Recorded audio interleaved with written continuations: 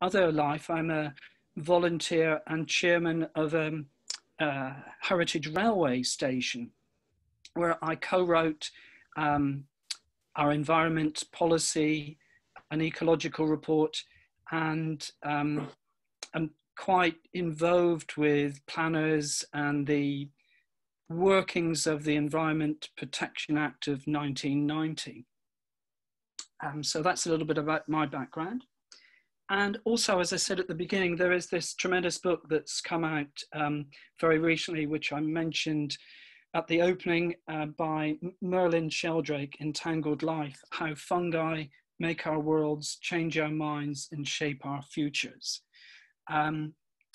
So, yes, let's now have some introductions. So, John, could you possibly say a few words about yourself? We'd better unmute, I think. Yes. Hello. Yes. Can you hear me? Yes. Hello, everybody. And thank you, David. Yes. My name is John Freeman. I'm an old lag as far as Tears on the Fence is concerned, a recidivist. I keep coming back. So I've been in the magazine quite a few times over many years, and also been at many of these festivals and their predecessors going back many years as well. What else? I'm a poet. I used to be a lecturer. I used to write articles about Shelley a long time ago, and haven't done that for a long time. So it was quite an interesting challenge to revisit that material, which is very dear to my heart anyway, for this morning's talk. And I think that's about it, really. Oh, I suppose I have international connections because I have family in France. And and I often have the problem about how to deal with experience where foreign languages are involved, knowing that many English language readers get really quite unhappy if there are too many foreign words in an English poem. So I've been interested in that theme and exile and displacement and living abroad. And of course, Shelley was an exile himself living in Italy. So lots of connections. Thank you, John. That's it. Thank you. Good morning, Molly. Could you possibly say a few words about yourself? Sure. First of all, thanks for having me. I'm a newcomer to all this, so bear with me. But I, like John, am an expat and very much interested in the idea of exiles as well. You might know from my accent, I'm not Scottish, I'm not British, I'm from California. And I too have had difficulty with putting foreign words in my poems and having problems getting them published for that. But I'm very much interested in the idea of language and dialect, speaking Spanish as a kind of second language, and I'm very much interested in Glaswegian and Scots dialect. So that's where I'm right now in Glasgow. I've been here for almost 9 years. I came to study, did a doctorate, and was teaching at the University of Glasgow for a couple of years, and had a baby last year, and I'm pregnant with my second now. So I've been very busy creating in other ways than teaching. So that's a little bit about me. Oh, and I just recently came out with my first collection in March. So this is kind of a belated celebratory reading, which is great because I've not had a chance to enjoy what that feels like having a collection out. So this is great to be a part of this. So thank you. Well, thank you very much. Congratulations on your pregnancy. I hope it goes well. And on your book, of course, which is great. Thank you. I can't see Mandy, but I'd like to invite Mandy to say a few words. Hi, everybody. Hi, David. Thanks very much for having me. I'm here I'm up in the northwest of Scotland, so even further away from you than Molly. Yeah, and also I've been kind of watching Tears in the Fence for quite a time, and very proud to be. I think I'll have some poems in the next issue that comes out, and I'm really delighted to be asked to take part in this.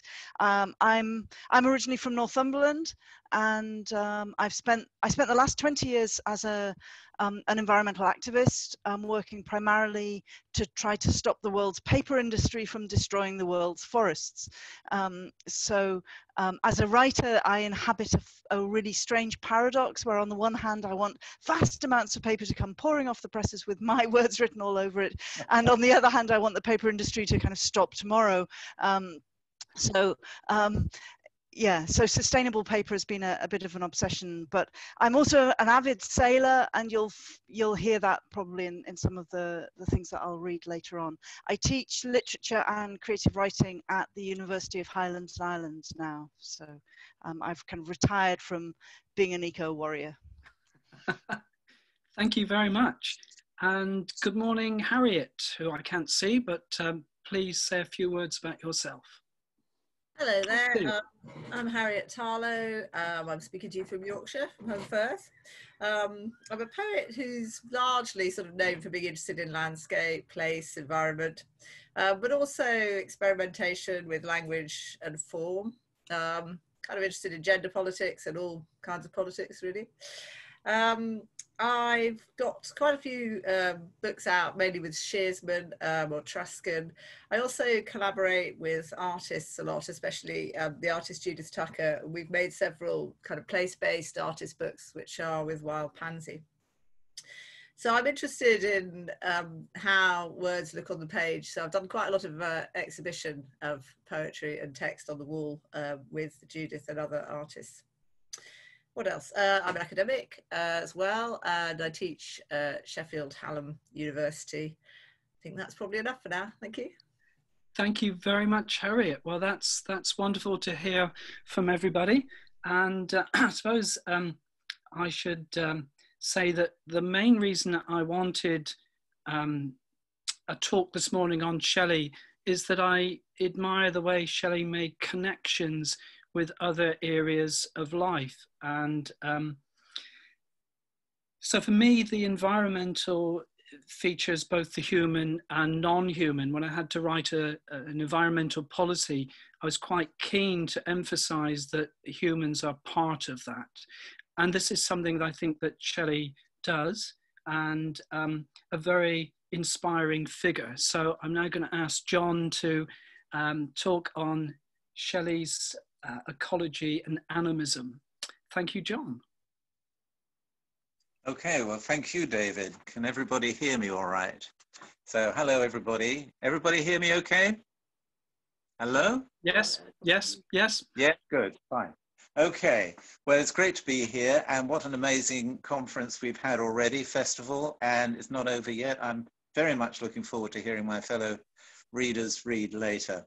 My talk will have lots of echoes of previous talks, too many to mention, but I'm sure people will notice them as we go along.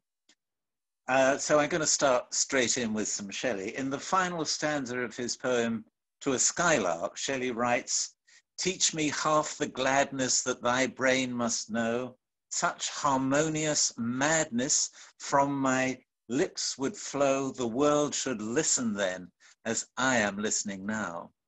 Shelley's desire to be listened to with rapture by the world will strike a chord in every poet, but just like all of us, he didn't merely want to enhance his own reputation. He wanted to make a difference in a world full of burning issues. Earlier in the poem, he says the lark is like a poet hidden in the light of thought, singing hymns unbidden till the world is wrought to sympathy with hopes and fears it heeded not. It's not by hectoring people that Shelley yearns to have his effect, but by singing mad, harmonious songs nobody asked for, out of a state of more than human gladness, and of thought so intense it generates its own light. This already hints at parts of Shelley's strategy, his appeal, and his effect on readers. He communicates joy and musical pleasure and a sense of unusual intensity, which can be thrilling. By these means, he seeks to enlarge our sympathies with hopes and fears we may not have been attending to. Shelley's Ode to the West Wind was written 4 months after To a Skylark in October 1820. So this is a centenary year of some of Shelley's most famous works. In woods that it was written in woods that skirt the river Arno near Florence, as he tells us in the preface. As he began it, a great storm was brewing, which, as he foresaw, would bring a colossal downpour, announcing the arrival of autumn. This division of the seasons is more clear-cut in Italy than it generally is in the UK. The poem begins accordingly, "O wild west wind, thou breath of autumn's being." His 5-stanza, 70-line address to the wind is cast in the form of a prayer, a supplication, and ends by begging and then demanding to be a servant of and then identified with a tremendous natural force. These are the last lines. Drive my dead thoughts over the universe like withered leaves to quicken a new birth. And by the incantation of this verse, scatter as from an unextinguished hearth, ashes and sparks, my words among mankind. Be through my lips to unawakened earth the trumpet of a prophecy. O wind, if winter comes, can spring be far behind? The wind is the wind, just as the skylark is a skylark, but the wind is also symbolic of a force for change in human affairs, or why would it be, how could it be, through Shelley, the trumpet of a prophecy. In the following year, Shelley developed that trumpet image further in the last lines of A Defense of Poetry. There's a word here I always have to look up again when I come across it, so I may not be the only one with that problem. A hierophant is a person who interprets sacred mysteries, and I shall probably forget that again tomorrow. Poets are the hierophants of an unapprehended inspiration, the mirrors of the gigantic shadows which futurity casts upon the present, the words which express what they understand not, the trumpets which sing to battle and feel not what they inspire, the influence which is moved not but moves. Poets are the unacknowledged legislators of the world. Here the trumpet does not just prophesy, it is a call to battle in the form of a song, and poets are activists in their role as poets, though they generally remain unacknowledged in the power of their influence. As well as many shorter lyrics, essays, and pamphlets, Shelley wrote several epic poems, beginning with the youthful Queen Mab, 1813, and followed by Leon and Sifna, 1817, and Prometheus Unbound, called a lyrical drama, completed in 1819 and published in 1820, quite a busy year for Shelley. These 3 long works all have a similar structure. They show us first the terrible state of the world as it is, and the glorious state of the world as it might be with the right human action, the utopia we should strive for. Shelley's vision was not just about social and political reform, as David hinted. He was filled with wonder at the mystery of life, the solar system, and the scenery of the earth. Life in the world, he wrote, or whatever we call that which we are and feel, is an astonishing thing. The mist of familiarity obscures from us the wonder of our being. Life, the great miracle, we admire not because it is so miraculous. Though Shelley had a strong rationalist and skeptical streak as a child of the Enlightenment, he shared Wordsworth's instinctive conviction that not only animals but plants were capable of emotion and delight. He was a passionate vegetarian. In the renovated world he foresaw in Queen Mab, he says of man that no longer now he slays the lamb that looks him in the face and horribly devours his mangled flesh. In Prometheus Unbound, even kingfishers are depicted as turning vegetarian and eating berries. Mary Shelley wrote of him, he was unrivaled in the justness and extent of his observations of natural objects. He knew every plant by its name and was familiar with the history and habits of every production of the earth. He could interpret without fault every appearance in the sky. And she adds, his extreme sensibility gave the intensity of passion to his intellectual pursuits and rendered his mind keenly alive to the perception of outward objects. Combining intellectual pursuits and keen perception, Shelley developed the habit early on of thinking on a global scale and seeing life on Earth from a cosmic viewpoint. It's often said that the first pictures of the Earth, the blue planet sent back from space exploration from 1968 onwards, did a lot to change the way people thought and felt about our common home, this modest little rock on which we all live and on whose health we depend. Friends of the Earth and Greenpeace were founded in this period. Shelley had no such photographs to inspire him, but he used his imagination and encouraged readers to use theirs. At the start of Queen Mab, the heroine, Ianthe, is conducted by the fairy queen in a magic car, a horse-drawn chariot, far above the earth, to a palace from which she can see the earth in the starry sky. As the magic car rises, we are shown below it the ocean reflecting the waning stars and the chariot's own fiery track. Then the horses gather speed and the sea is no longer distinguishable. Earth appears a vast and shadowy sphere, while the sun's unclouded orb rolls through the black concave. Finally, the chariot has traveled so far that, to quote, Earth's distant orb appeared the smallest light that twinkles in the heaven. So the reader has been taken on a journey from the surface of the Earth to a point in space from which Earth is but a speck. At the conclusion of this journey, we're invited to look around us with wonder and with a sense of the sacred at the interstellar world we have arrived in. Spirit of nature, here in this interminable wilderness of worlds at whose immensity even soaring fancy staggers, here is thy fitting temple. But as the first canto of the epic approaches its end, the scale is suddenly reversed. Yet not the lightest leaf that quivers in the passing breeze is less instinct with thee.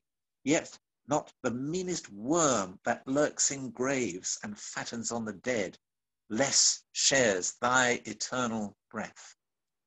From considering the whole earth in a cosmic context, we are brought not just down to earth, but down to almost the smallest scale of life, the lightest leaf and the meanest worm, and told that they share the spirit of nature's eternal breath.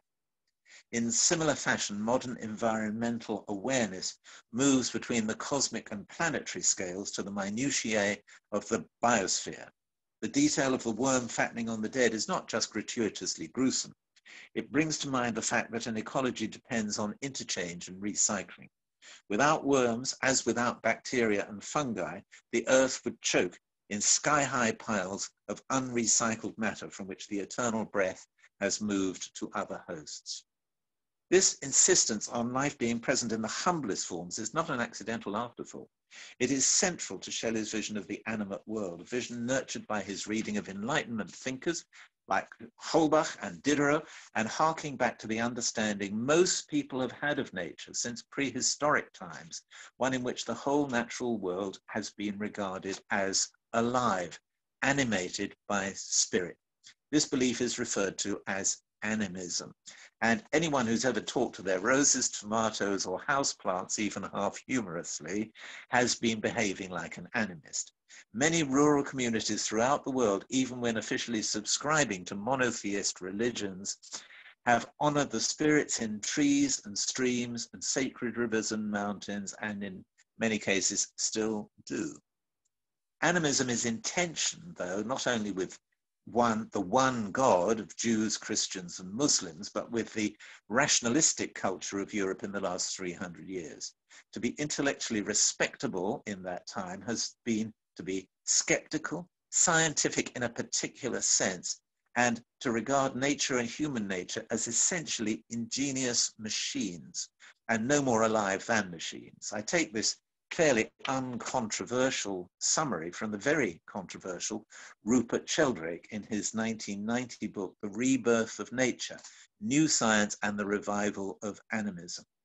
As the subtitle implies, some developments in modern science, such as quantum mechanics, chaos theory, and the uncertainty principle, have gone a long way to undermining the strictly mechanical and lifeless model of the world. Sheldrake, and not he alone, of course, blames the mechanistic model of the universe, which he sees as increasingly discredited, for the dominance in our world of attitudes which lead to the disastrous despoliation of the biosphere and the spiritual malaise of so many modern societies. Shelley could not have foreseen all the scientific developments Sheldrake discusses, but as the space scientist Desmond King Healy wrote, Shelley's scientific ideas point forward as well as backward to Pliny and Erasmus Darwin. King Healy writes that Shelley often cheats time by avoiding scientific jargon and using scientific theory as the basis for an imaginative jump. We take a different path to the same endpoint. Another example of this prescience might be the astonishing claim in Queen Mab that not only animals and plants are alive, but minerals too. Throughout this varied and eternal world, soul is the only element. The block that for uncounted ages has remained the moveless pillar of a mountain's weight is active, living spirit. Every grain is sentient, both in unity and part. And the minutest atom comprehends a world of loves and hatreds. Shelley draws on many respectable authorities in this passage, but most modern readers might think this is nonsense. Yet Rupert Sheldrake writes that according to modern physics, even crystals, molecules, and atoms are organisms. They are patterns of activity within fields. Sheldrake quotes the philosopher Alfred North Whitehead: biology is the study of the larger organisms, whereas physics is the study of the smaller organisms. In his book Lifetide, A Biology of the Unconscious, in a chapter headed Feeling, Lyle Watson writes, the process goes back to the first simple recognition system between cells. So the first time a cell was able to say, this is me and that is my food. And then to use this response to build up to the powerful recognition, this is me, and that is not me or my food, but my friend. Watson describes some famous experiments which seem to show that plants have physiological reactions to the distress of other organisms in their environment. Watson's book was published in 1973. More recent work has brought to our attention the systems of communication and mutual aid among trees and mycelium in what is called the wood wide web. Much modern research is attractively summarized in Peter Wohleben's 2015 book, The Hidden Life of Trees, What They Feel, How They Communicate, Discoveries from a Secret World. Even more recently, mycelium is the subject of the book David Caddy has just recommended at the beginning of this meeting.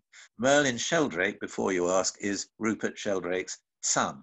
And his book, Entangled Life, How Fungi Make Our Worlds, Change Our Minds and Shape Our Futures, is the full title, which tells you a lot. Shelley would have been too generous to have said to us, as we absorb these new understandings, what kept you, but he would have had the right to.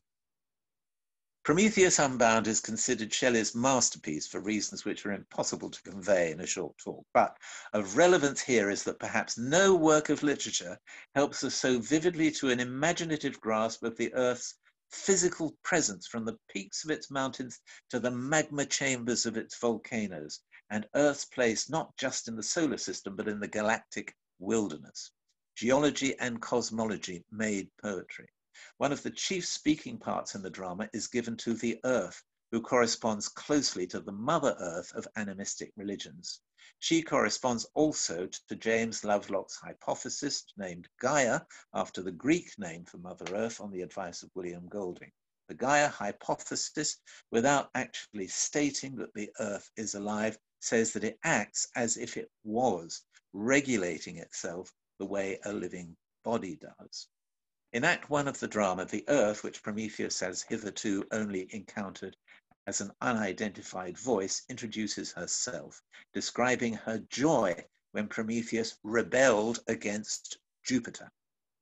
I am the Earth, thy mother, she within whose stony veins to the last fibre of the loftiest tree, whose thin leaves trembled in the frozen air, joy ran as blood within a living frame, when thou didst from her bosom like a cloud of glory arise, a spirit of keen joy.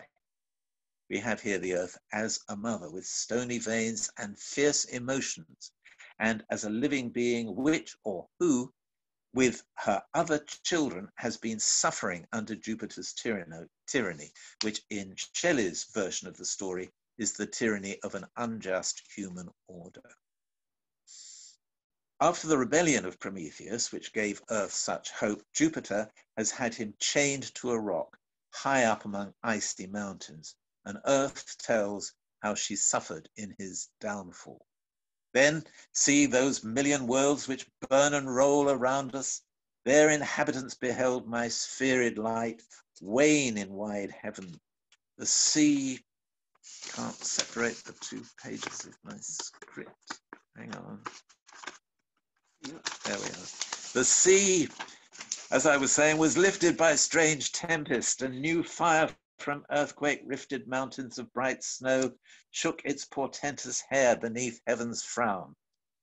Lightning and inundation vexed the plains, when plague had fallen on man, and beast and worm, and famine, and black blight on herb and tree, and in the corn and vines and meadow grass teemed ineradicable poisonous weeds, draining their growth, for my wan breast was dry with grief, and the thin air my breath was stained with the contagion of a mother's hate, breathed on her child's destroyer. Mother Earth has become infertile and diseased. Flood, fire, plague, and famine have afflicted humankind. Even the air is stained with contagion. It sounds like the world we know in 2020, which might be a good moment to say, watch David Attenborough at 8 o'clock tonight on BBC Two talking about Extinction, the Facts, which does end with a little note of hope. It's still not too late for us to make a better world. Prometheus is eventually unchained from his rock by Hercules and reunited with his consort, Asia, who has played a central role in his liberation. Complicated plot, no time to go into it. After a speech which predicts the ideal world which will now ensue, Prometheus kisses the ground and says, "And thou, O Mother Earth," to which the earth replies, "I hear, I feel, thy lips are on me, and their touch runs down even to the adamantine central gloom along these marble nerves. 'Tis life, 'tis joy, and through my withered old and icy frame, the warmth of an immortal youth shoots down, circling. Henceforth, the many children fair folded in my sustaining arms, all plants and creeping forms and insects rainbow-winged, and birds and beasts and fish and human shapes which drew disease and pain from my wan bosom, draining the poison of despair, shall take and interchange sweet nutriment. This, then, is the world we should aspire to, in which human society is in harmony with Gaia and the biosphere. A convenient online definition of ecology is the branch of biology that deals with the relations of organisms to one another and to their physical surroundings. The word was not used in its modern sense till the 1860s, 40 years after Shelley's death, but he paints a picture of the world as an interlocking system of ecosystems, very like the one we understand today. On the global level, the Earth nurtures all her children, or fails to do so when the world is out of joint. The cycle of the seasons proceeds in conjunction with significant changes in the patterns of weather systems, as recorded in the Ode to the West Wind, a poem admired by meteorologists for its accuracy to this day. The water cycle, clouds, rain, evaporation, more clouds, is brilliantly and playfully depicted in the poem entitled The Cloud, written in Guess Which Year, 1820, in which the cloud itself speaks or sings. And this is just the start, quite a long poem. I bring fresh showers for the thirsting flowers from the seas and the streams. I bear light shade for the leaves when laid in their noonday dreams. From my wings are shaken the dews that waken the sweet buds, every one when rocked to rest on their mother's breast as she dances around the sun. Isn't that nice? All these poems describe ecology on a global scale, but Shelley also portrays the interaction of ecosystems on the smaller scale of a garden in the poem The Sensitive Plant, 1820. A sensitive plant is in a garden grew, and the young winds fed it with silver dew, and it opened its fan-like leaves to the light, and closed them beneath the kisses of night. The sensitive plant, Mimosa pudica, is fed by the earth of the garden, water in the dew, and the power of sun in the light. The reference to the kisses of night establishes the emotional and sensitive nature of the plant, which is shared by the flowers in the garden, which are described individually and at length, and which all shone smiling to heaven, and everyone shared joy in the light of the gentle sun. For each one was interpenetrated with the light and the odor its neighbor shed, like young lovers whom youth and love makes dear, wrapped and filled by their mutual atmosphere. This is not just ecology, it's an ecology of love, an animistic world filled with feeling. Mimosa pudica excited particular interest in the 18th century because it was thought to be in an intermediate state between vegetable and animal life. Like life, Shelley is following on where Wordsworth left off. In his lines written in early spring, Wordsworth had written rather tentatively, "And 'tis my faith that every flower enjoys the air it breathes. The budding twigs spread out their fan to catch the breezy air, and I must think, do all I can, that there was pleasure there." Do all I can is almost apologetic, as if Wordsworth had baffled not to think that there was pleasure there. Shelley must think it too, and unlike Wordsworth, he makes no bones about it. To sum up, Shelley had an acute understanding of and empathy for the whole natural world, including the people in it. He grasped the interactive nature of that world, as Ecology puts it before us. His unorthodox outlook contains a persistent strand of animism, though his instinctive spiritual affirmations were in a perpetual dialectic with the skeptical reasoning which had led him to renounce Christian belief and to pursue deep philosophical inquiries. He lived that tension between affirmation and doubt, which is also a characteristic experience in our time. Shelley has inspired poets, rebels, and reformers in every generation. His record as an activist and his commitment to change make him a model as we confront the need to make a difference in our own time, both in terms of social justice and the climate emergency. Shelley deliberately wrote different kinds of poetry, some of it more accessible than others. Prometheus Unbound never reached the large audience that Queen Mab and The Mask of Anarchy did. But if he's still a potent force for renewal and renovation, it's above all because he was, and I use the adjective with conscious daring, a sublime poet. His best work is inspiring as well as the result of inspiration. In Adonais, written in 1821, Shelley, who was to drown in the Gulf of Spezia the following summer, unwittingly composed his own epitaph as well as that of Keats, and attains a cosmic consciousness. He is made one with nature. There is heard his voice in all her music, from the moan of thunder to the song of night's sweet bird. He is a presence to be felt and known in darkness and in light, from herb and stone, spreading itself where'er that power may move which has withdrawn his being to its own, which wields the world with never wearied love, sustains it from beneath, and kindles it above. In the final stanza, for the only time in his career, Shelley refers back to one of his own earlier works, in this case, the Ode to the West Wind, which, as you remember, he had begged to be first the instrument of and then identified with that great natural force. Here he tells us that his prayer has been granted, job done. He also recapitulates the cosmic perspective of Queen Mab. I shall end not with my own words, but with these of Shelley. So before I quote them, I should like to thank you now for listening, above all to him, and incidentally to me. The breath whose might I have invoked in song descends on me. My spirit's bark is driven far from the shore, far from the trembling throng whose sails were never to the tempest given. The massy earth and sphered skies are riven. I am borne darkly, fearfully afar, whilst, burning through the inmost veil of heaven, the soul of Adonais, like a star, beacons from the abode where the eternal are. And we're going to hear from, firstly, Mandy, then Molly, then John, and then Harriet in that order. So without further ado, I'm going to say a big welcome and thank you for being here.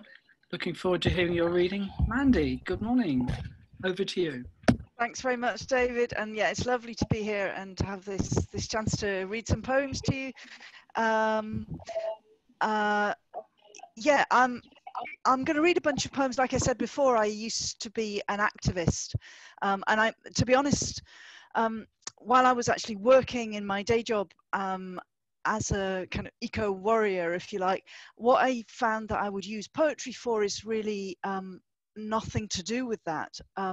I would use poetry as a kind of recreation. I think when you're constantly fighting and battling.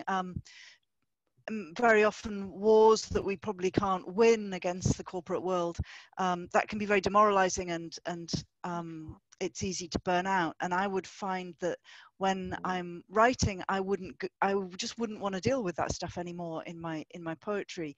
And instead, I think very much and there was that wonderful phrase from Shelley that John quoted earlier on, to wield the world with never wearying love. I think that's been very much a kind of the source of the poetry that I've written. So it's love poetry to the earth, rather than kind of eco warrior style poetry. And sometimes people who know me kind of are quite surprised by that. But what I found since I gave up professional work as an environmentalist, and I focus now much more exclusively on literature, that my poetry, the activism kind of seems to be kind of coming into my poetry now, which is interesting, isn't it? So I'll start with a couple of poems which are a bit like that, and then go on to some of the love poems. The first is a climate change poem, and it's called "The volume of 1 kilogram of CO2 is roughly the same as that of a coffin. Every hour, the average Briton fills a coffin. My wood-burning stove fills 10 per day. My journey to work fills 25 coffins. 25 more coming back. This is starting to bring it home. To visit my sister, 82 coffins. My aged father needs company, but it's 104 coffins for us to go there. At least my addiction to fancy notebooks produces a mere 6 coffins per year. See how easily I become complacent. A mere 6.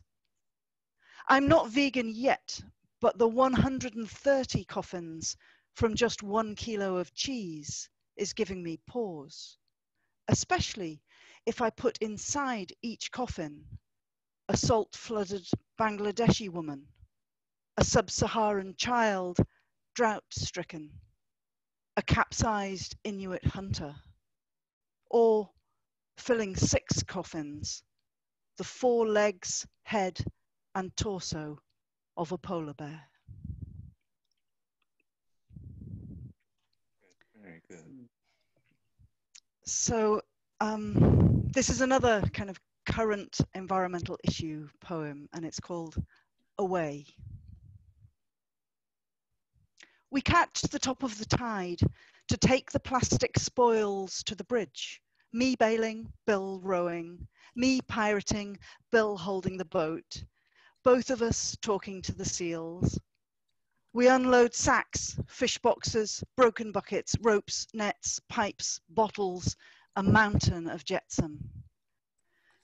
Wherever they think it will go, the people who throw it, it comes here, riding the waves, corralled by currents, ushered in by prevailing winds, until it finds a tangle of seaweed to clutch, somewhere to become entwined, as if desperate to return to land, to end its restless, deathless journey. You did not throw it there. We cannot take it there. There is no such place as away.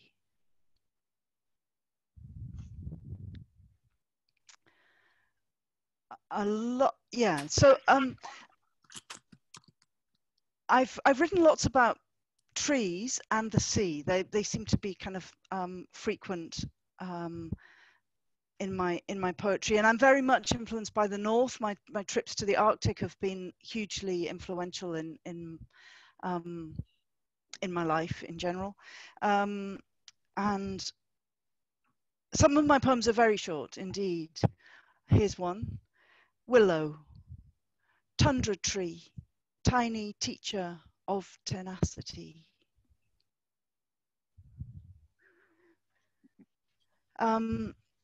My most recent collection is a book called Why the Sky is Far Away, and lots of those kind of love poems, I guess, are in there.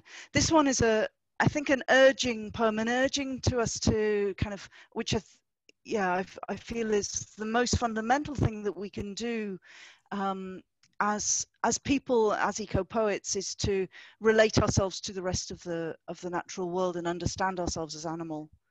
This is called Touch the Earth Gently. Touch the earth gently, knowing our lives climax when we least expect them to. Tickle the world like a child, feel it tremble. It is vulnerable, like you, wild as you could be if you could only abandon all wishes of security, thrust aside ambition, learn today love of the present. Treasure this moment, burning with life, knowing you will one day be limp, your skin cold, heart stopped, lips silenced, internal organs, juices and muscles hardening. Be soft, aroused in all your senses, alert to now. Finger the earth gently and know. Lovely. Yeah. But I think that knowing and not knowing, Harriet mentioned this already, there is that, it's one of those boundaries that I think is really important, the edge of what we know and the edge of mystery. This is called Ice Flow. Deep below, a whale dives, deeper than light, deeper than time. What do I know? Huge baleen, tons of krill, rise, blow, slow, slow. Fin, blow, dive below. What do I know?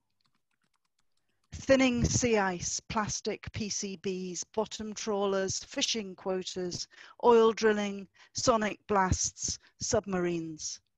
What do I know?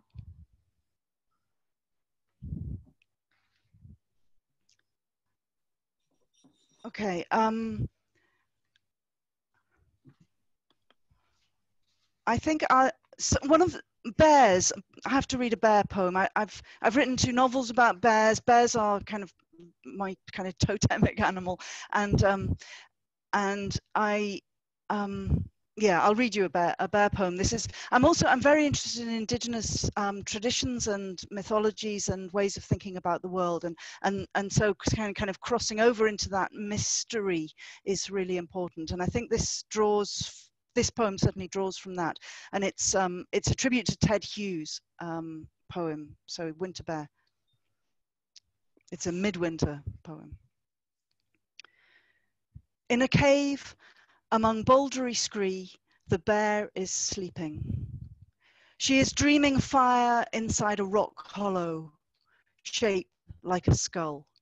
The fuel of the fire is bones.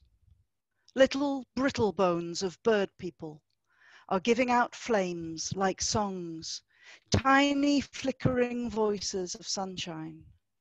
A pelvis bellows with the burn of sex. Femurs shout out in pain. A pig's trotter grunts and chars. Sparks chitter from eye sockets, and teeth whisper into ashes. 2 spines, one of an otter, one of a fox, smoulder in parallel, crumbling, vertebra by vertebra, into silence.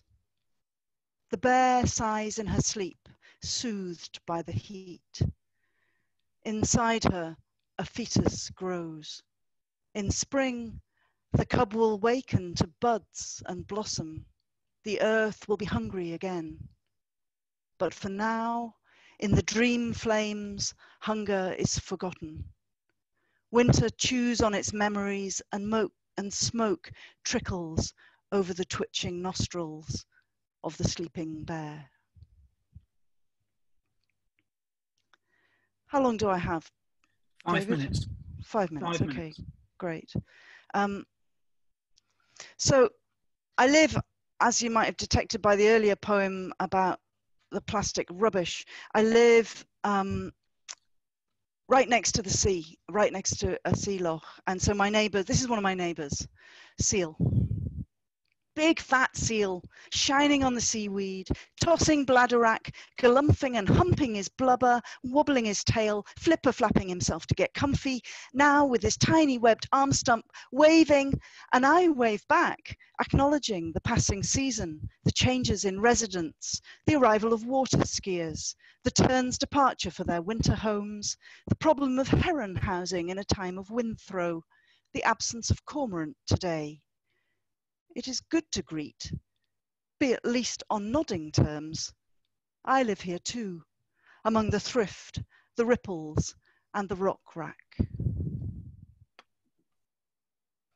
And another tribute poem, this is I have my yellow boots on to walk, which is a line from a W.S. Graham poem.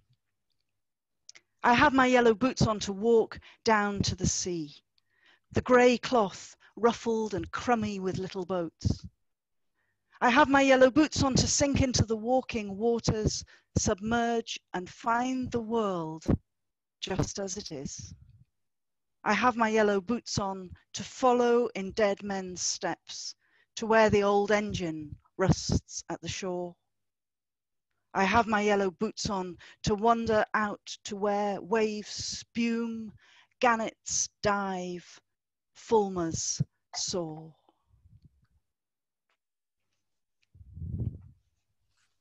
And I'll finish with two more short Arctic poems. So the first is maybe a bit more of that. It's another climate change poem, I guess. And the second is definitely a love poem. The first is called Little Orcs. Fluttering in groups, they giggle at us like girls in a playground, until a stone falls from a crag, its crack a teacher's hand clap. They dash to their scattered slates, stall just before they smack into the cliff face, park themselves ruffling among the pages of the big basalt book. Today's lesson is hard. We burn 12 tons of oil per day to come and see their pack ice lunch becoming scarce.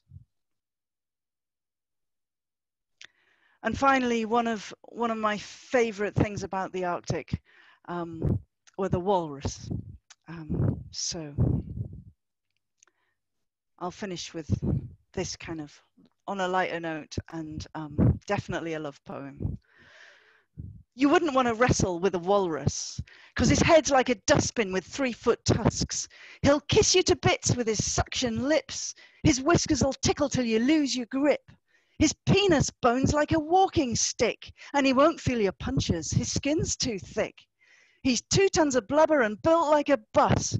No, you wouldn't want to wrestle with a walrus. He farts like a rocket and he belches pepper spray. He flaps his flippers like he's practicing for field day. He'll scratch you with his nails if you try to pin him down, or push you down the sandy beach and roll you till you drown. If you grab him by the flippers, he'll squash you with no fuss. No, you wouldn't want to wrestle with a walrus. He can hang out underwater. He's a deep sea diver. He's like Jaws with claws, has no sense of humor either. He looks kind of cuddly when he gives you a wave, but taking him on is neither big nor brave. He's got 20 of his pals lying out there on the isthmus. No, you wouldn't want to wrestle with a walrus. For a moment, Molly, who's going to read her poems. So over to you, Molly. Thank you. Hi. So I'm going to be reading from my collection called Florilegium, which was out with Shearsman in March, as I mentioned earlier. And for those of you that don't know what a florilegium is. It comes from the Latin word flor for flower and legere to write. So the concept is you're actually writing into life flowers. And there's a long tradition in medieval manuscripts of collecting these florilegium, collecting flowers that you would press in books. And in more recent times, sometimes these would be accompanied with poems. So the idea is that I've created a posy as such, which is a word that often goes hand in hand, not only with a bouquet of flowers, but a bouquet of poetry. And my work, I guess if I were to describe it, is somewhere in between romanticism and modernism. So I consider myself a modernist, but I'm very much interested in this kind of exchange between romantic ideas of nature and experimentation and how that comes out in form. So while you might not see my poems as such on the page, there's a lot of experimentation going on with this idea of flowers being represented in language. And I guess as a philosophy, I use flora and fauna as a means of navigating my way around the world, especially being from somewhere else and this idea of exile. So for me, it's often a means of communication and topography, a way of communicating, say, with my family or friends in America by means of nature and place names. I mean, we all do it, you know, that's how we familiarize ourselves with our locations. So some of the poems kind of take place between California or Scotland. Some are just vividly in my mind, I'd say. Some experiment with different types of language or dialect, and the flower kind of becomes this emblem, this abstract emblem for connecting all of these things together. So I suppose to start, I'll start simply. That's usually the best way to start. Those are all big words and big ideas, but the poems I think are far simpler than that, and I hope will speak for themselves. So this first poem is called My Mother the Dishwasher. My mother the dishwasher had hands like gnarled roots, like the old oak sighing out back. Nearly everything that grew was a product of her hands. And so her spade fell into earth. Azaleas and poppies flushed at the sight of her. She grew nothing for herself. Her limbs would only limply lie in soapy water. Watching mother's hands rise and fall with each soiled pot and pan, I thought I would see tulip bulbs burst. I thought that if I knew the secrets of her sewing, of the sadness in her fingertips, of her sinews, the dishes would become invisible. And maybe if I held them, if I slipped my hand into mother's the way my father slipped his into hers 30-some years ago, I would become invisible too.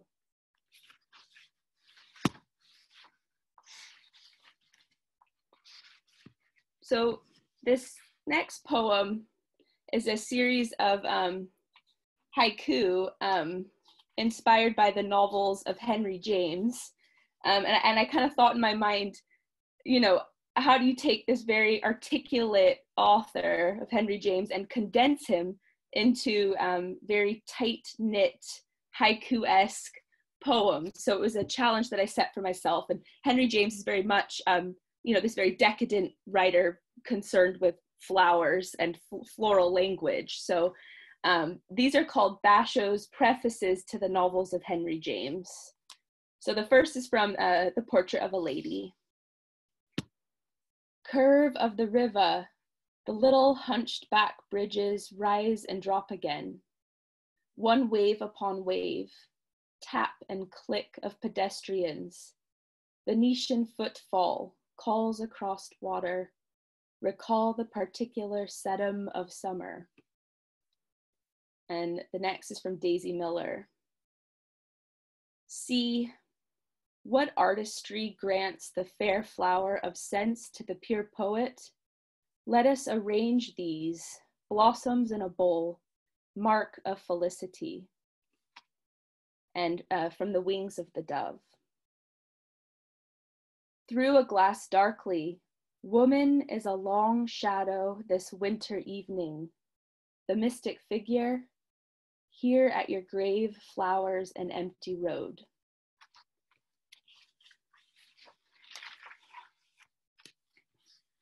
This next poem is called Lorem Ipsum. And for those of you not familiar with that phrase, it's often used in typography or graphic design. It just means placeholder. And you'll often have a nonsensical bit of text, like if in a how do I explain this? Like a nonsensical bit of text that is a placeholder for what the real text is going to be. So if you've ever seen a proof or a mock-up of a magazine, there's often a load of gibberish there that is just an indicator of what will actually go there. So sometimes I often think of poems in that way as placeholders as such. So this poem is the idea of a placeholder, not only for the page, but for words and the images that they create in our minds. So Lorem Ipsum. So this is what Thursday looks like with you. The stillness of the marble statues, koi in a pond, water lily perched like artichoke on a plate. Brief rain makes a crown of your hair, while a dogwood makes it snow in June. Somewhere a window is open to laundry on a line, and a full-hipped tulip skirts their way across a field. The wind too nods a branch into approval, skimming an edge off the river with a bony finger, where it points to the end of a fishing line, negotiating with fish. I wait for water to bloom sideways, a taut cord gesturing to the boy on the bridge, and plump clouds become pillars, some invisible anchor to separate sky from river. White petals, a heron's wingspan becomes a placeholder for our eyes, its outline minuetting with the movement of everything.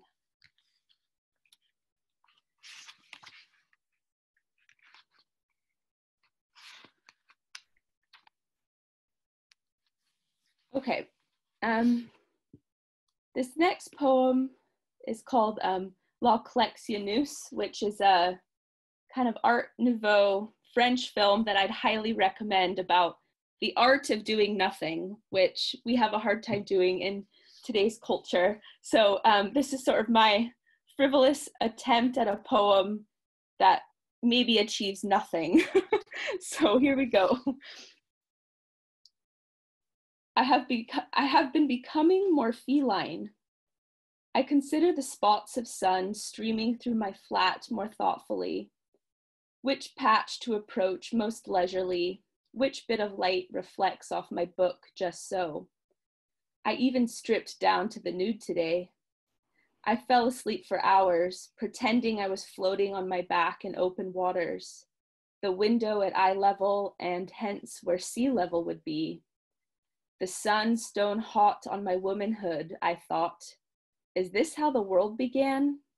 A big blazing sore between the legs, splayed open in this way, it was not a stretch to imagine giving birth. Why did God create a part of us we cannot see? Imagine it, the doctor, between my legs, poking around, and you on the other side of the partition, wanting my same no view. It's the not knowing I don't like. And so man created mirror in his image. The cat too licks her wounds in the shadow of a room. Even she has had enough of the sun for one day.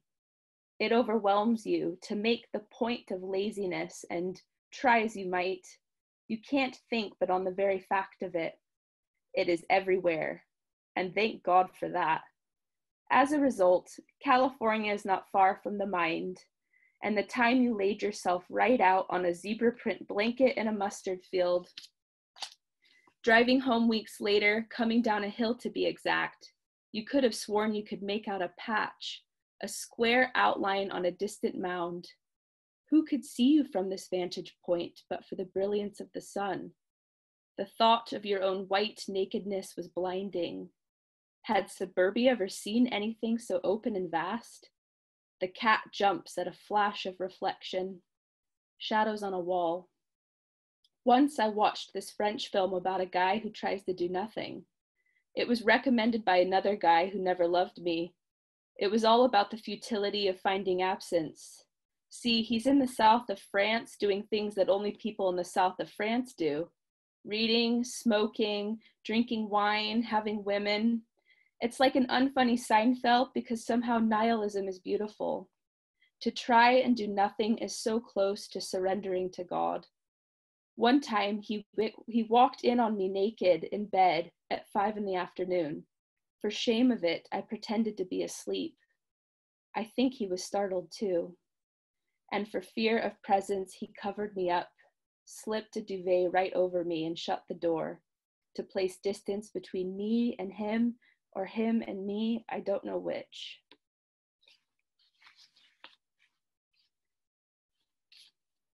Okay, this next poem is called Dies Natalis, which just means birthday, so it's a birthday poem. On this night, I look for some unknowing presence of you in the sky. Nothing, not a star in sight. Were you born by light or by the long silence of darkness? I learn a new word today. It ends before it begins. A seed planted too early in the season. Hyacinth shoots feather the ground around my flat. I imagined that, just as I imagined you, a pinprick of light away. If I shut my eyes hard enough, you might be too. A field of sea asters, star-headed flowers arranged in my field of vision. I rearranged the constellations to mean something hidden in true Nostradamus fashion. You share his birthday. How careful God must be with each point of sight. I trace miles with the edge of 2 fingers and resist smoldering the small flame. A sliver of light and your saint comes to mind. I make meaning where there might be none. Can I ask how much time I have left here? Sorry, you're muted just there. Let me. 3.5 minutes. Oh, wonderful. Thank you so much. Okay. Let's see here. Okay, I think I too will end on a love poem. This is called Isle of Skye. I wanted to know where love comes from without you in the world. I'm drowning through the port at Malig, across 30 acres of heathered heath. The old northeast glebe keep my pockets full of flowers. And then I remember, it is you I miss in the fetterless body of every living name. Bluebell, bog myrtle, yellow rattle, thistle. You are every shade of gray, root, and twin flower. When love is not enough, what is left but primrose, bearberry, the weightless crux of water lily? The yew yawns a psalm, the rude bloom bows. Tell me our story without referent, with half-moon reverence. I want to tell you what I couldn't say most nights. Take my hand along the edge of it all is no line, only fond foolishness. How I love the seriousness of your fingers and the way you word my half name like amen. I stand between white beam and beach like men. Where is my compass rose amongst the rose garden? Give all my longing to the river brittle down in the valley. There is no weight in a flower, the too late bower. Thanks very much. Can everybody hear me all right? Mm-hmm. Yes, you can hear Yes. me. Okay. I've chosen, obviously, mainly poems to read to reflect the environmental theme, and also there are some echoes of Shelley. The first poem I want to read was published quite a while ago, and it's about a memory of even further back when I was 18, although you might not think that was long ago. I had volunteered for a week's work at a nature reserve in East Anglia called Woodwalton Fen. We were going to be lodged in what is now a National Trust property, but was then a youth hostel. And this is called Houghton Mill. This room is like the cabin of a Channel ferry. Sitting beside the long arc of the windows, we relax, a sense of vacancy below us. The floor is on stilts. The sound of tumbling foam is not cutwaters or churning propeller, but the stepped weir, and might be the old wheel as it once was. We're near a sky, floating in air, the deck stable but vibrating on its steadily river-besieged foundations. Our whole lives are before us. Beside me sits one of those semi-mythical creatures, a girl, and we are actually talking as you would to anyone. But hush, the wise man is welcoming us. We are here to preserve the habitat of the copper butterfly, an endangered sort, living in fenland scrub. We'll chop birches. We are among the first outside a coterie to meet an ecologist and hear the word. This is 65. I feel the wide, mild sky pour into that ancient room through its generous glass. The next poem is from the same collection as that, which is The Light is of Love, I think. At the time I wrote this poem, I was living in Cardiff in a house with a small garden, visited by plenty of cats, so that should please somebody, but no birds.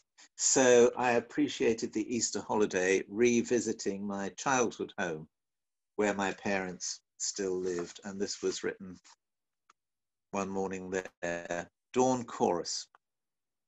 5:10. Open the window a couple of inches. A bird sings. Lift the bottom casement. Lean out. Hundreds of birds, a blackbird and a robin from different sides, soloists with a world-class orchestra. Dim in the gardens here and there, a tree heavy with blossom. My heart aches. Keats and Shelley would have understood. Civilization is killing the birds.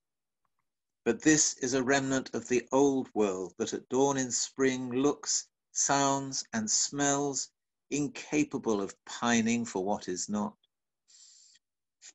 Frantic to celebrate beauty, energy, new life.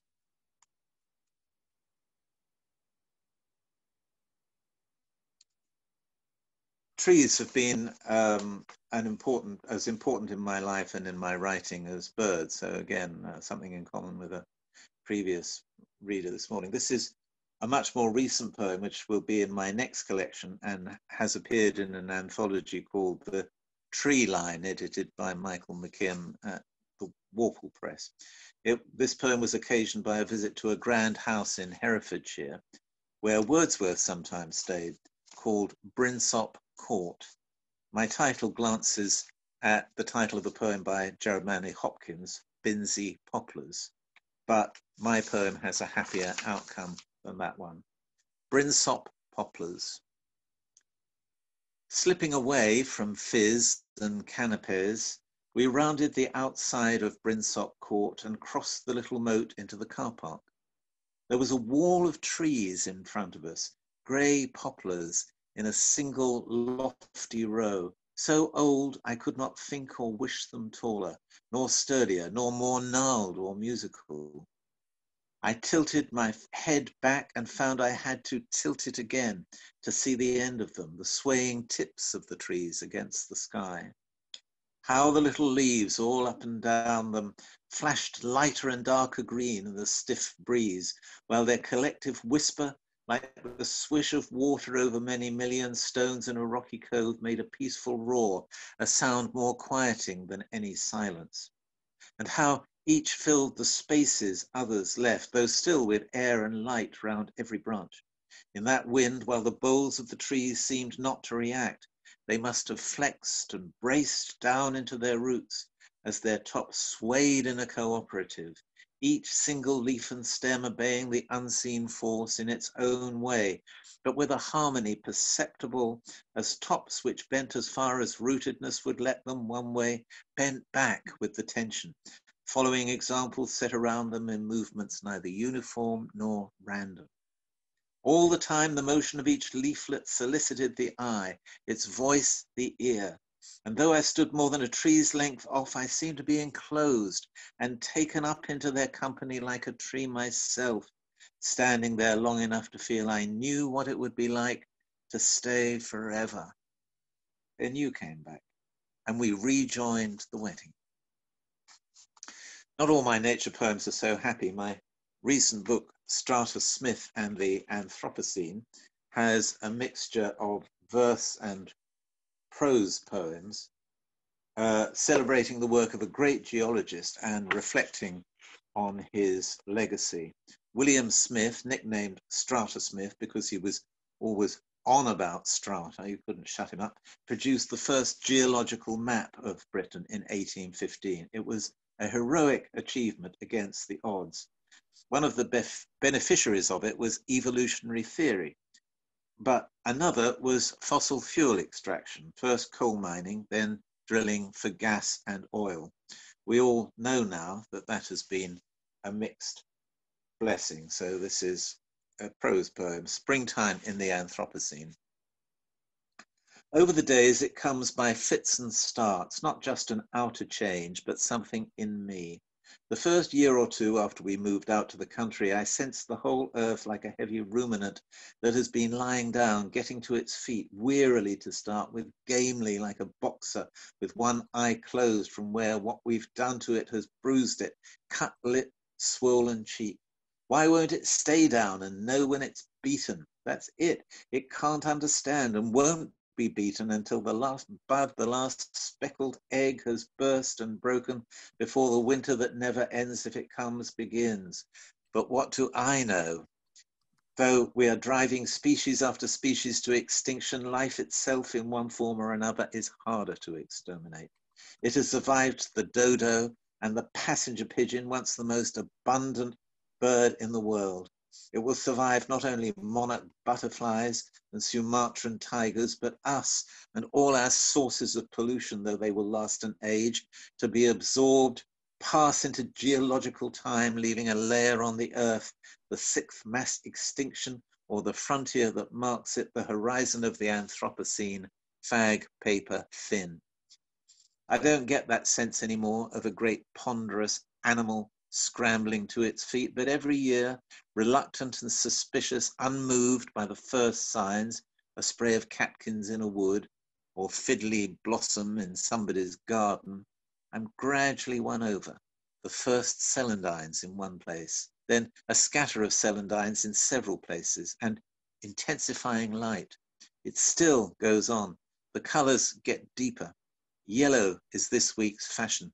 Dandelions, crocuses, those shiny celandines, the center of these first white daisies. Look, the subtle grays and browns of the leafless trees start to grow more red and green and vivid. Somewhere along the way, how did it happen?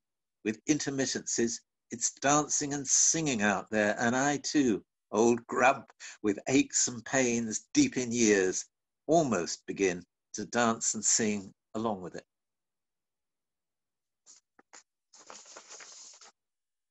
So here's something from my last full collection, What Possessed Me. And it's the last poem I wrote in a sequence about a week's family holiday in Athens in 2015. 2015, it was a different world. The UK was relatively tranquil, imagine. But Greece was in a terrible financial and economic crisis, locked in tense and endless negotiations with the EU. So some things are not so unfamiliar. And this is, this is the last poem of that sequence about the stay in Athens, and it's called Fly Away Home. I swear, as soon as we crossed the channel, the clouds began to look constabularian, piled up in cairns, sculpted with light and shade to show their mass and shape, airy but solid. Before that, the woman with the window seat said France had been utterly without sun. Perhaps the clouds there were by Edward Manet, master of melancholia, or Monet, master of metamorphosis. Switzerland and everything from the moment we climbed out of the plain of Athens airport, ringed by barren mountains, seemed to be cloudless, though some of the Adriatic's eastern coast looked a bit hazy when I craned to see. The shores below made me want to jump out. Bays and headlands bounded by a bold curve of continuous yellow like a ribbon, with the retaining thread it was packed in snipped and dropped with the folds freely loosening. It took a moment to believe all that brightness must be miles of sandy beaches, from that height looking utterly unspoiled and deserted, waiting for us to swim there. The white peaks and ridges of the mountains round St. Moritz seemed to stretch forever and be very high under the white fur under the white fur to be bleak and desolate. But here and there I saw what looked no more than villages, wondering what access to them was like in winter, and some fertile postage stamps. As we circled, awaiting permission to land, we had clear views of the Shard and the Dome, Canary Wharf, and all of central London, and many housing estates which from the air look, as even mountains can after a while, quite like each other. And I couldn't help feeling we had been in a wealthy country and were shrinking home to a poor one, although in terms of economics at the moment, as some know too well, the reverse is true. We came out at last from Terminal 5 at 6 in the evening BST to face a fierce cold easterly and blinding glare from the westering sun. When we'd found the car and you were sitting inside already, I called you out to see close by a skylark dipping and rising, singing his skylark song against a daylight moon more than half full. And as we gazed and listened, the bird rose still singing and became a dot. And then, though we were watching very carefully, suddenly was nowhere to be seen, though still the clear, enchanting music fell on us. I'll finish with another poem from The Light is of Love, I think. Many years ago, I attended a conference in Pisa about Shelley and Byron under the title Paradise of Exiles, a phrase Shelley used of Italy in a poem about a conversation with Byron in Venice called Julian and Madeline. That's Shelley's poem about that. After the conference, I visited the bay where Shelley lived in the last few months of his life. I couldn't stay long. It was that time of year when lecturers are marking exams against the clock, and I had even brought some marking with me. For this poem, I borrowed a title from one of Shelley's own poems, and I refer to another of his poems in the course of it. I quote two fragments of Italian poetry. One means, "Oh, gracious moon," and the other means, "A small spark can ignite a great fire." It's also relevant to tell you that after Shelley drowned, he appeared in a dream to his friend Trelawney. Of course, we only have Trelawney's words for this, and he was a notorious liar, and said, "I shall never be dry again, tree." So this is lines written in the Bay of Lerici. The imprisonment of day lifts in the evening, a lightness in the air. The moon, half hidden by the tree, which has recovered speech in the quiet murmur of Italian from neighboring tables, happens to be rounding "O graziosa luna" to the full. I asked for a half litro of house red. I am grateful they had nothing less than an expensive full bottle. Solitude no longer a burden, but a delicate gustation of the various people, and marking essays which happen to be luminous, though clumsy. And the lights of Porto Venere twinkle below the hills of Italy like Ithaca seen from Fiscardo in Shelley's Bay. I go on until I am stopped, and I never am stopped. the other side of Shelley's bleeding heart, life-affirming emotionalism. A muddier, lesser poet finds voice in your bay, and with a heart no longer parched, reaches out in homage to you, divine genius, Shelley. I dare almost to invoke you, Beatrice to my Dante as he was her to yours. Dear, long dead, when you were my age, you had been 9 years drowned here in this divine bay. You did not hear the revving of motorbikes, I hear, but you saw the pink grey mist over the hills of the town named after Venus, the evening star, your dearest thought. Set sail beyond the enchantment even of evening, Ponte al Mare, Pisa, the energy to desire a world beyond even this, the thirst for fire. I have come here pilgrim with all my imperfections on me. Nevertheless, the rod has flowered and the rock gushed water. Even though I cannot quite believe it, I witness it. And you have kindled a light to this far goal of time. Poca favilla gran fiamma seconda. Thanks too to the dear friend who showed me this in your beloved Dante. May your soul at last be dry in whatever non-Christian afterworld you suffer still toward heaven in. Thank you. Sure there. Thank you very much. I'm going to read from my cut flower sequence. I've been writing these poems for about 3 or 4 years. I decided to read these partly because I thought they spoke quite well to the festival's theme of lightness and darkness. They are poems created in a structure which allows contradiction to exist, so that you can flick perhaps between dark and light perceptions, dark and light interpretations of material.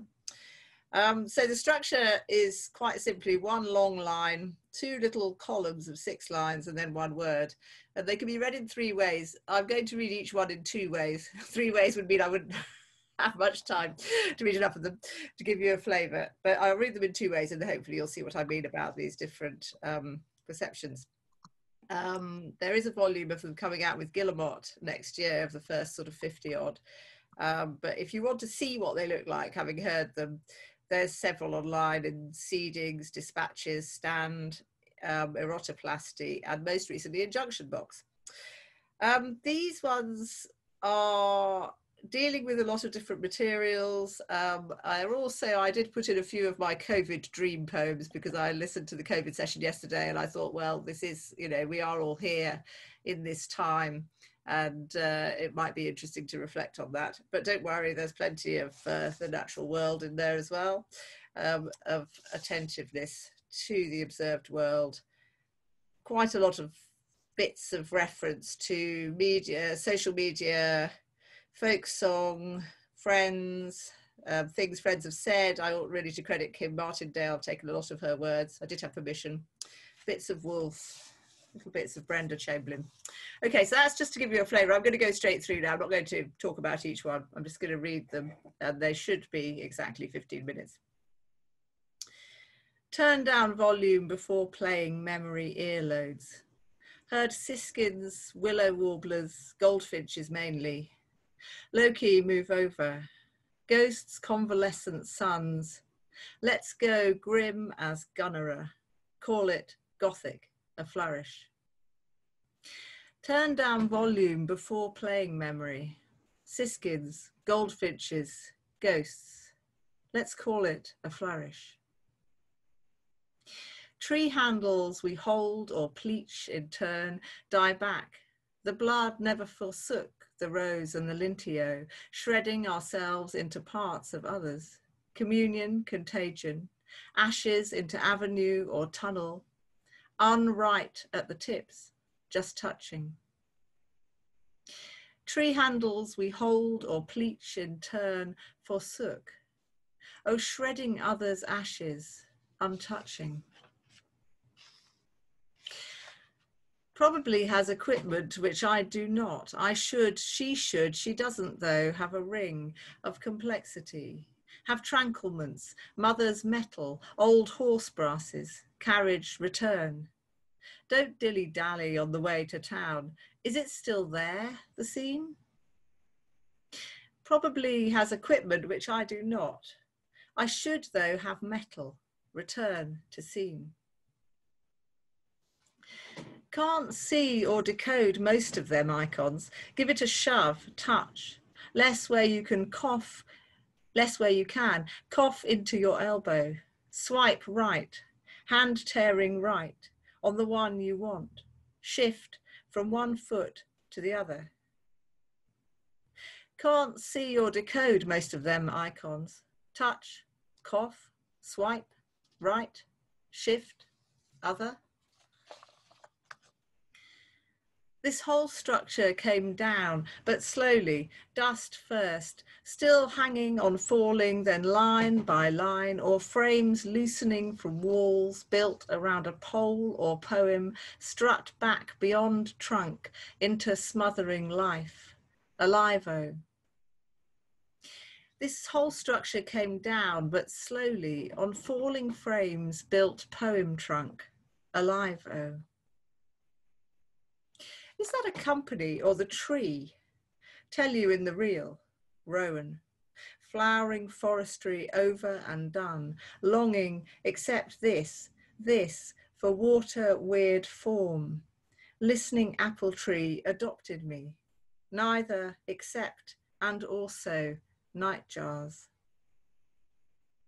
Is that a company or the tree? Tell you flowering longing for listening, me, nightjars. Coots, when they're very young, they can't cross over wide water. The water, it's wide. Years are places now. My mother said it was the dregs of music. Welcome, welcome, fish in the flood. Draw it mild, deep, and meaningless down. Coots, when they're very young, they can't cross over. It's wide, my mother, music, in the deep down. I leaned my back against an oak, labouring lark in weak rain, bright sun, lined with the things you don't show. Dig out, dart, welcome, bird in the wood. Nout wrong with roses. First it bent, and then it broke. I leaned my back against an oak. Labouring sun don't welcome nout. First it broke. Fog on the move, like it remembered sea in its valleys. Turn flash fishes down direct as star falling wit, how it opens up blind spots, anew awry. Dream when you do, well. Fog on the move, like it remembered, sea turn, direct wit, blind dream, well. Oh heck, this conversation needs a bench. Give up, give over flower. Slow into intimacy of sparrows' twigs, heather's volume of fog. Palpable waiting of nestlings, hissing ledges, strangely draining, got you. Oh heck, this conversation needs a bench over intimacy. Heather's palpable hissing got you. I don't know if it's so terrible, like for, from, or about a storm, stranding weed on slate, stone crop breaks wool joints, silver thread text, tig-tag on gorse, stone chat's upright song. Once seen, a single seal can't glance off. I don't know if it's so terrible, like from stranding breaks thread on gorse. Once seen, glance off. Further and farther, kestrel leads, then rests, folds tighter, holds minutes above braided pathways, raven flight over quarry cuts, unreels the real.